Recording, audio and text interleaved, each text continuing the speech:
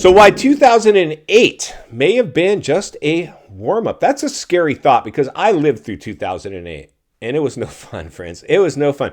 I caught the proverbial, and I know a bunch of people are out there catching it right now or have caught it already, the dreaded falling knife. I bought in 2007 a property that was stuck on the market for a year, had came down in its original list price about 25%. The narrative back then was, it's kind of like we're in now, is, oh, there's, a slight correction, it's actually some deals popping out up there and whatever the case may be. It doesn't even really matter. The fact is I wanted a house, and once I made up my mind to buy a house and I was looking at houses, I'm buying a house. And I know that as a trained sales guy. I tell you guys all the time, never fall in love with the property, because as soon as you fall in love with it, they got you. And that's what happened during the FOMO era. People were falling in love with houses they had no business falling in love with. And they bought houses now they have buyer's remorse over. Not good. But the reality is this. I caught the dreaded falling knife. 2008 was no fun. Now, I bought in 2007. I think I dumped the house in 2009-ish, I want to say. And I did what was called a short sale. I basically called the bank's bluffs. They started selling off my loan service to other people. The government was initiating loan modification bailouts at the time, and we'll see that again. There'll be bailouts as soon as this one kicks off. Bailouts will be attempted. They didn't work in 2008. But instead of going for the we'll leave the keys under the mat and walk away, or the buy and bail, while my credit was still good, I could have went and bought something and then walked away from this house. I just put it on the market, got an offer, took it to the bank and said, here you go. Take it or leave it. Take it or leave it. Otherwise, I will leave the keys under the mat on this thing. And they took it. And that's what's going to happen moving forward. But here's the bigger challenge, friends. This is the bigger challenge I really wanted to talk about today. And I talked about this probably a couple years ago during stimulus, and that this would, in fact, you can't overheat the U.S. housing market and create bubble behavior and expect it not to have some blowback and a potential crash to be attached to it. That's been my message from day one. I couldn't guarantee it. I was just telling you, hey, I'm a licensed real estate agent out here, and people, this is not normal behavior for the real estate market. It's far from it. In fact, it's like the Twilight Zone. It's like an episode of the Twilight Zone out here. It's like a showdown at the OK Corral, a dogfight. Doing business in real estate, man. No listings. All these people calling off the hook. I want to buy this home. Sold before it even gets a sign in the yard. That was ridiculous. But here's the challenge. Even since the day one when I started reporting that, hey, I really don't think this thing sustains itself. I think we've got some big headwinds. And take your pick. I always say throw a dart at an economic challenge map. You're hitting something threatening, whether it's the borders, whether it's the housing market, whether it's the stock market, whether it's the economy, whether it's inflation, whether it's food costs. Whether it's insurance, whether it's HOAs, whether it's healthcare, you name it. Everything's gone up. Everything's gone up. Some wages are not. And savings rate, they're not. They're down. Those are down. U.S. debt's up, savings rate's down to all-time low.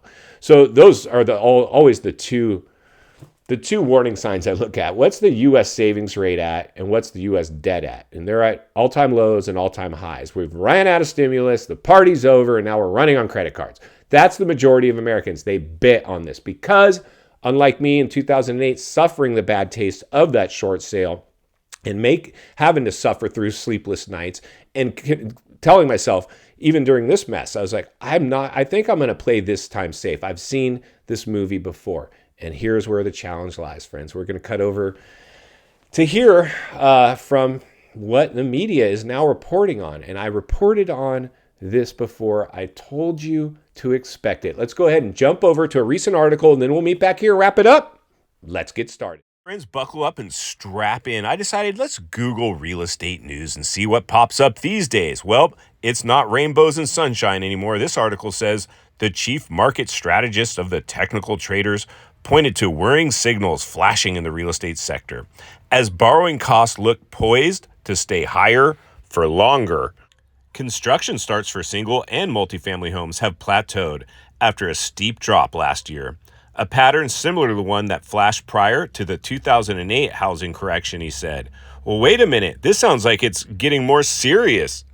And it goes on to paint a not-so-rosy picture. I think we get the gist of it. Let's get back to the studio so we can wrap this one up. All right, friends, welcome back. And there you go. So here's the thing, friends. As soon as these reports start, because this was the polar opposite of the type of news reports that were being produced during stimulus. All you saw was the red hot housing market, red hot investors, foreign investors, Airbnb owners, all these people getting rich in real estate, right? Drinking the Kool-Aid. Now, what are the reports? They're not good anymore, are they? They're anything but good. But we saw this coming, didn't we? We saw this. We knew if it sounds too good or looks too good to be true, it probably is. With that being said, I've had conversations on the channel with many of you. I'm helping a lot of you buy and sell real estate. ScottWaltersRealestate at Gmail. Reach out to me if you need help. I'll get you the right help. I'll help you personally.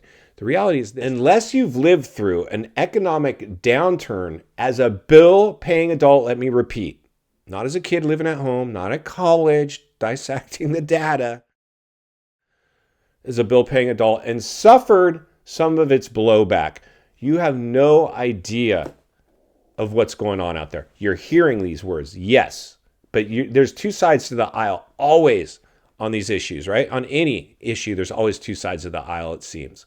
Same thing has been true with this one, right? You either never have lived through a economic downturn before as a bill-paying adult and suffered some of its blowback, or you have. Those are the two sides. And even I saw people that had, because I almost suffered from the same herd mentality. The same herd mentality when I was working in the industry, all these people wanting to buy and real estate, it's this big frenzy, all rainbows and sunshine, a big party. I was like, maybe I should start looking at properties. And I did. And then I had that moment of clarity. I think it was probably one of my friends, maybe Dan and I allegedly. I happened across one of his YouTube videos. He was giving some real talk. And I was like, my goodness, he's right. This might be, I got a report. And because I'm a sales guy with a social media presence and was producing digital content, I'm like, let me try some YouTubing. I gave my 2 cents and the rest is history. Now, I will say this. Thanks for hanging in with me. I'm not doing as much as I was here on YouTube, only because last year I got ill. It was horrible. It's been a nightmare, scary. I was feeling great and all of a sudden feeling horrible. And it didn't go away. Starting to feel a little better, but still, I don't think I'll ever be the same. I think that thing like aged me 5 years overnight within 6 months. Like it was worse than 2008's economic downturn. You know, your health goes. It was just insanity. Here's the challenge, my friends. We've talked about this before. Mainstream media is going to get a hold of these narratives. They already are. The tune has clearly changed. Once that fuse has been lit, there's only one way for it to go. It's going to run its course. And my concern is this.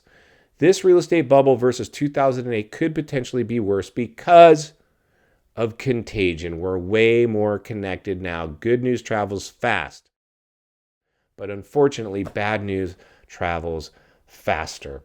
And this thing could just go off like a forest fire in any given moment. And when I start seeing news outlets report on the real estate downturn, it's only a matter of time. And that's why I'll be here to blow the lid off it every step of the way. Because it's not only what we need, it's in fact what we deserve. Appreciate the content. I want to humbly ask you to give the video a like, subscribe to the channel, leave a comment below. I'd love to hear from you. Social media links in the description of this video if you'd like to follow me there, along with the links to channels I've appeared on I think you might enjoy. If you need help buying or selling real estate here in America, I have the biggest network of top-rated agents in the nation ready to assist you. It'd be our honor and our privilege to do so. Email in the description for you as well. If you're watching from your television set today and you enjoyed this video, you're going to love the next video, and there's an easy subscribe icon for your convenience. As always, thank you for your time. Please go make it count today. God bless, and I'll see you on the next video. Feel free to email ScottWaltersRealestate at gmail.com for help today.